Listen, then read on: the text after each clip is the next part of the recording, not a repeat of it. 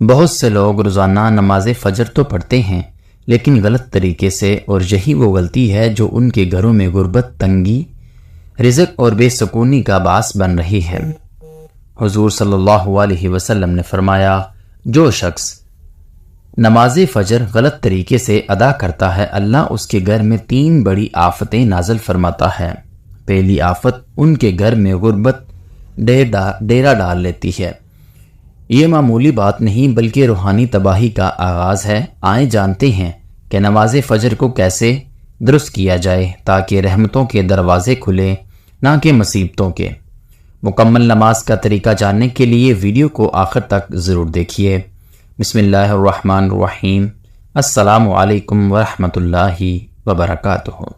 پیارے دوستو، بہت سے لوگ نماز فجر غلط پڑھتے ہیں۔ جی ہاں، ایک تحقیق کے مطابق 99% لوگ نماز فجر کی نماز میں ایسی غلطیاں کرتے ہیں جن کا انہیں اندازہ تک نہیں ہوتا۔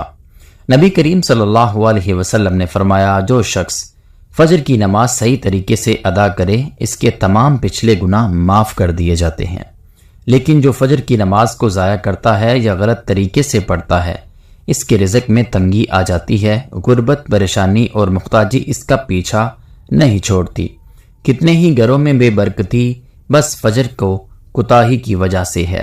کیا آپ واقعی ہی فجر صحیح طریقے سے پڑھ رہے ہیں؟ آج کی ویڈیو میں ہم سیکھیں گے کہ فجر کی نماز کا وہ مسنون طریقہ جس سے نہ صرف گناہ معاف ہوتے ہیں بلکہ رزق کے دروازے بھی کھلتے ہیں۔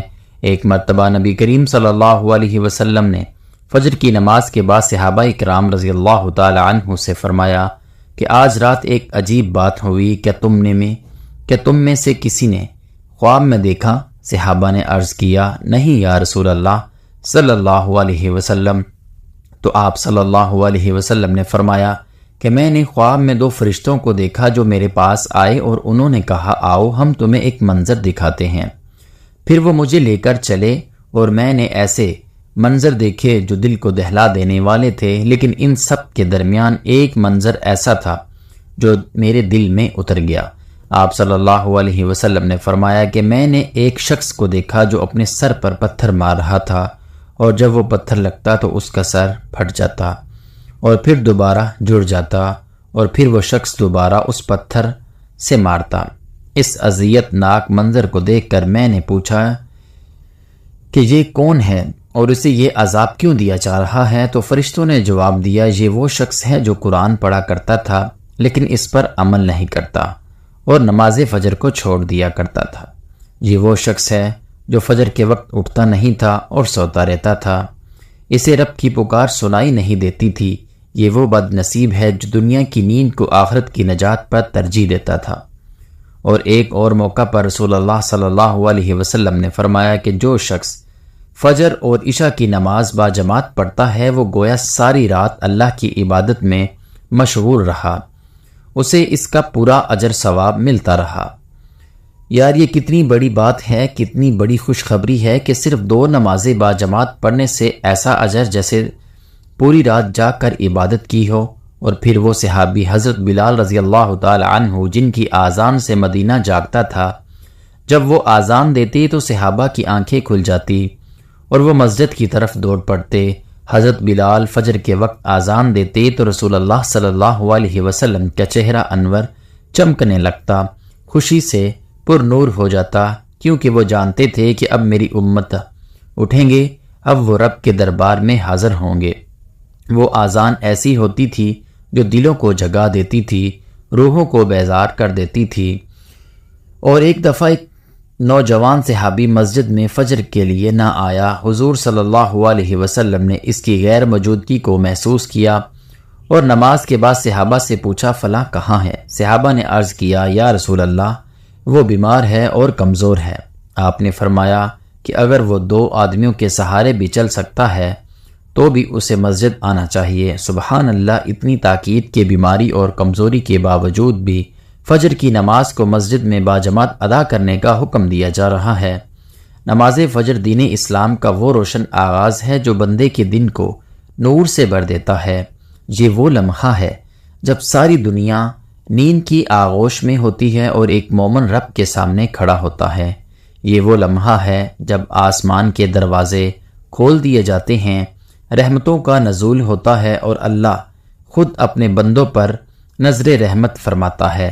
رسول اللہ صلی اللہ علیہ وسلم نے فرمایا کہ تمہارے پاس رات اور دن کے فرشتے آتے ہیں اور وہ فجر اور عصر کی نمازوں پر جمع ہوتے ہیں، پھر وہ فرشتے جنہوں نے رات تمہارے ساتھ گزاری تھی اوپر چلے جاتے ہیں۔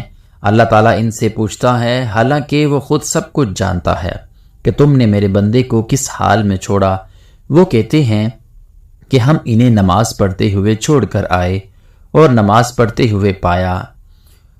وہ لوگوں جو فجر کے وقت نیند میں ڈوبے رہتے ہیں، تمہاری نیند تمہیں کیا دے سکتی ہے؟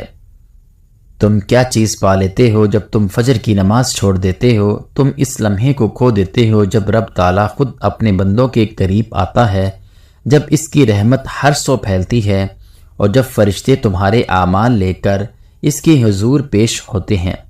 فجر کی نماز کا صحیح طریقہ سیکھنا ہر مسلمان پر فرض ہے، کیونکہ یہی وہ نماز ہے جس سے دن کی ابتدا ہوتی ہے، یہی وہ نماز ہے جس سے بندہ اپنے رب کے سامنے حاضر ہو کر گویا یہ کہتا ہے کہ یا اللہ، میں نے ساری رات سو کر گزار دی، لیکن اب میں حاضر ہوں تاکہ تیرا حکم بچا لاؤں۔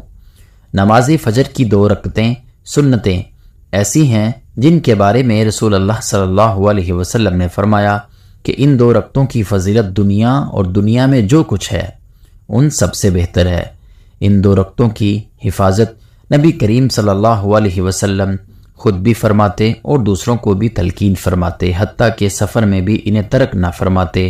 نماز فجر نماز کی نیت یوں کی جاتی ہے کہ دل میں یہ ارادہ ہو کہ میں اللہ کے لیے 2 رکعت نماز فرض ادا کرتا ہوں۔ نماز کا آغاز تکبیر تحریمہ سے ہوتا ہے، یعنی اللہ اکبر کہہ کر دونوں ہاتھ کندھوں پہ یا کانوں تک اٹھا کر سینے پر باندھ لیے جاتے ہیں، پھر ثنا یعنی سبحانک اللہم و بحمدک پڑھی جاتی ہے۔ اس کے بعد سورۃ فاتحہ پڑھی جاتی ہے جو ہر رکعت میں فرض ہے۔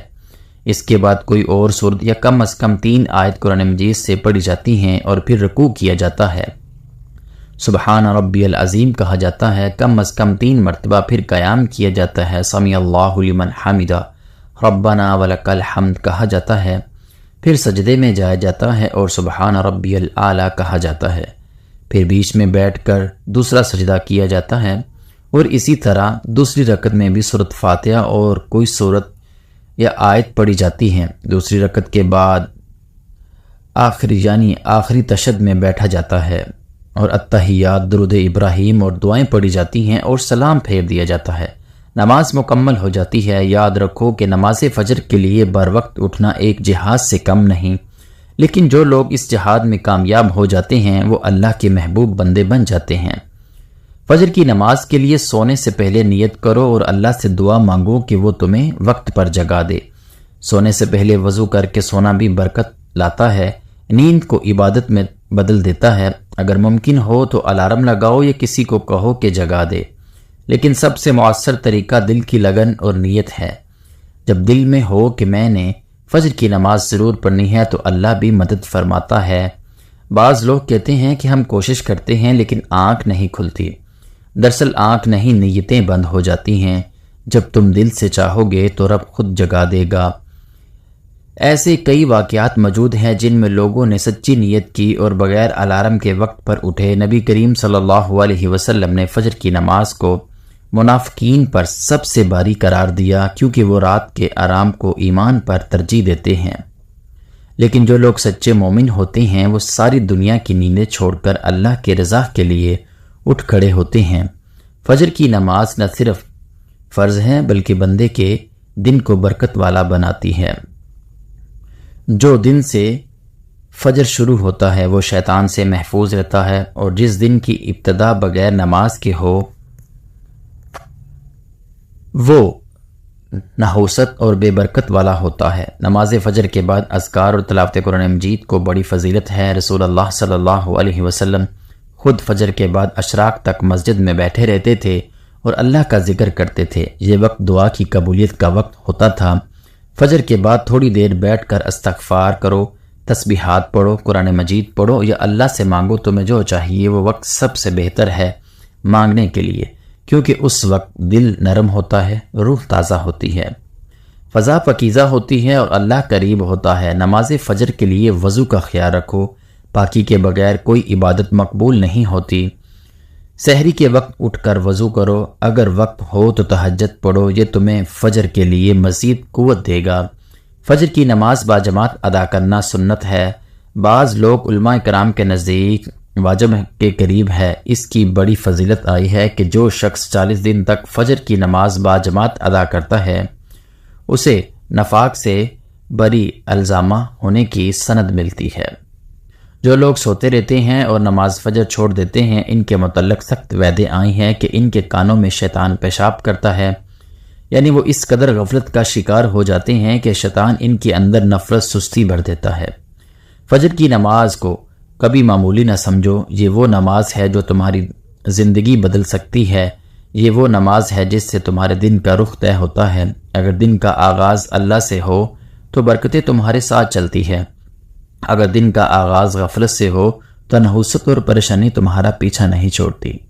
فجر کی نماز سے تمہارے چہرے پر نور آتا ہے، تمہارے رزق میں وسعت آتی ہے، تمہاری دعاؤں میں اثر پیدا ہوتا ہے، تمہارے دل کو سکون ملتا ہے، تمہارے قدم سیدھے رہتے ہیں اور تم اللہ کے قریب ہوتے ہو۔ اس نماز کے ذریعے تم خود کو شیطان کے پنجوں سے آزاد کرتے ہو اور اللہ کی رحمتوں کی چھاؤں میں آ جاتے ہو۔ اور اپنے بچوں کو بھی فجر کی عادت ڈالو، گھر میں فجر کی اذان کی آواز آئے تو گھر والے جاگ جائیں، ماں باپ خود اٹھیں گے تو اولاد بھی اٹھے گی، اگر ماں باپ سوئے رہیں تو بچے کیسے جاگیں گے؟ آج ہمارے گھروں میں فجر کی نماز کا اہتمام ختم ہوتا جا رہا ہے، اسی لیے برکتیں بھی کم ہو گئی ہیں، سکون بھی کم ہو گیا ہے، رزق میں تنگی آ گئی ہے اور دلوں میں بے چینی بھر گئی ہے۔ اگر تم چاہتے ہو کہ تمہارے دن خوشیوں سے بھر جائیں، تمہارے گھر نور سے جگمگا اٹھیں، تمہارے چہرے پر سکون ہو تو تمہارے اعمال میں خیر ہو، تو فجر کی نماز کو اپنی زندگی کا لازمی حصہ بنا لو، کبھی قضا نہ ہونے دو، کبھی سستی نہ کرو، چاہے سردی ہو یا گرمی، نیند کا غالبہ ہو یا تھکن۔ یاد رکھو کہ جنت کی راہیں انہی قدموں سے طے ہوں گی جو فجر کے لیے اٹھتے ہیں۔